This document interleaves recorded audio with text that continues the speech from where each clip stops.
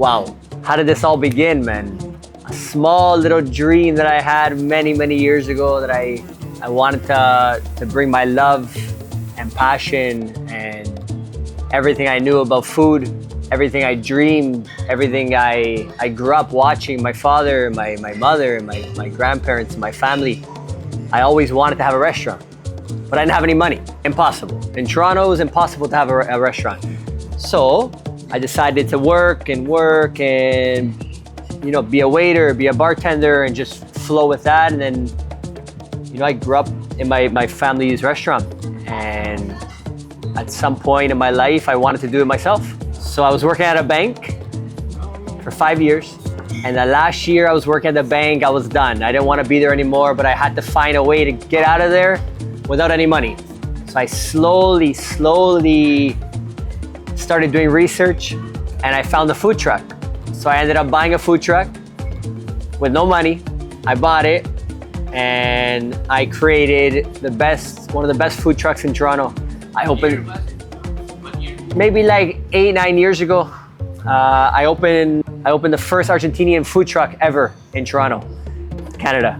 And we sold choripan, lomito, empanadas, and we are famous for our choripan. Choripan, and everybody was singing choripan, and we won best sandwich in Toronto, and we were on the Food Network, and we were amazing. But food trucks were very difficult to have. It was so difficult to run. In Canada, you had 5 months to make money, and 7 months, 8 months of freezing cold, so you couldn't work. So I had a successful food truck. Close it down, 6 months I would be a waiter. Close it down, open it up, 6 months I was a pizza chef. And this was not sustainable. 6 months I had money, 6 months I was struggling to pay my rent. So I decided to sell it. And I sold my food truck, and people were so upset. They're like, why would you do that? You had the best food truck, you had an amazing following. I didn't want to do it anymore. I didn't want to live like that. So we sold everything, and I went to Argentina for 3 months, 2 months and a half, just to be free, to be inspired, to eat amazing food, to drink good wine. And from then I talked to my best friend in Toronto, and I said, let's open another restaurant. So I opened my first restaurant when I was 28 years old in Toronto, and it was called Ama, Argentinian restaurant, and it was amazing. It was amazing. Beautiful supper club, amazing food, amazing DJ. And we had that for 3 years, and we were full almost every night. And then COVID happened, closed everything. All of Toronto was closed. Open 1 week, close 1 week, open 1 week, close 1 week. So we decided to sell everything, and we sold. And my wife's like, I'm moving to Costa Rica. So I said, all right, let's go to Costa Rica. So we moved to Costa Rica, and that was about 4.5 years ago. We bought 40 acres in the jungle, untouched. We built a small bamboo home.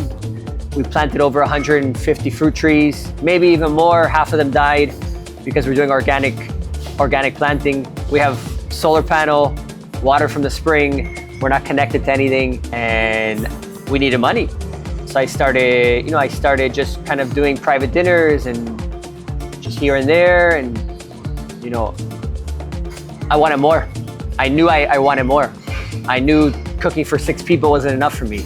So about 2 years in, I decided, you know what, it's time to open another restaurant. And my wife's like, I don't know. I go, I'm doing it either way. So I found this beautiful space in Uvita. I came here and I opened this restaurant with all my love, all my passion, all my experience. I'm here day in, day out. If I'm in Uvita, I'm in Sebas. I work 12, 15 hours a day. I put all my love. I miss everything. I miss birthdays. I miss weddings. I miss everything. I'm here in the restaurant. So what makes things different is I'm always here. There's always somebody watching with love and care and passion. I'm not here just to have a restaurant. I'm here to make something different.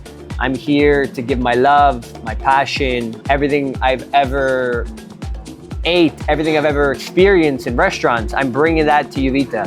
I'm buying the best product. I'm supporting the local farms. I don't care about price. I'm buying the best cheese you can buy in the market. I'm bringing the best olive oil. For me, what makes a difference is we're not looking to make money. We're looking to create something where in 10 years, I'll make money. In 15 years, Sebas will be a brand where I don't have to worry about working 15 hours a day. But at the moment, I'm committed to be working as much as I can to make us successful to who we are right now.